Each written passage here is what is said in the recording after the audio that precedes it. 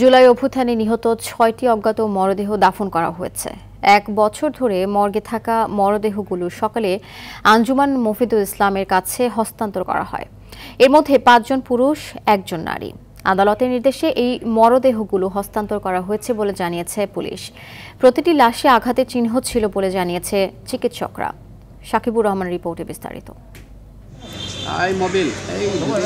জুলাই আন্দোলনের পর দীর্ঘ ১ বছর ধরে ঢাকা মেডিকেল কলেজ হাসপাতালের মর্গে পড়েছিল অজ্ঞাত ৬টি মরদেহ।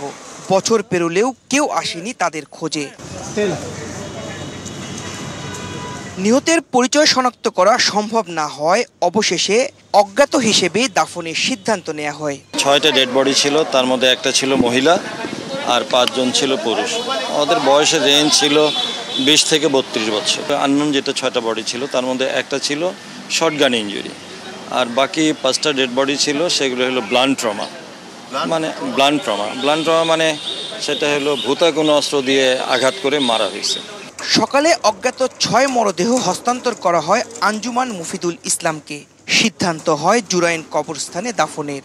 তবে ভবিষ্যতে শনাক্তের আশায় মরদেহগুলোর ডিএনএ সংরক্ষণ করা হয়েছে। এই লাশগুলো প্রত্যেকটাই আমরা নাম্বার দিয়ে সিরিয়াল দেওয়া আছে।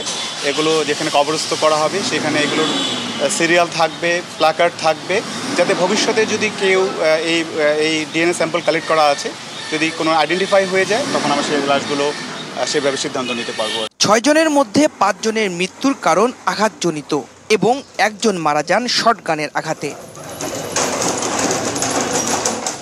সাকিবুর রহমান, RTV, ঢাকা।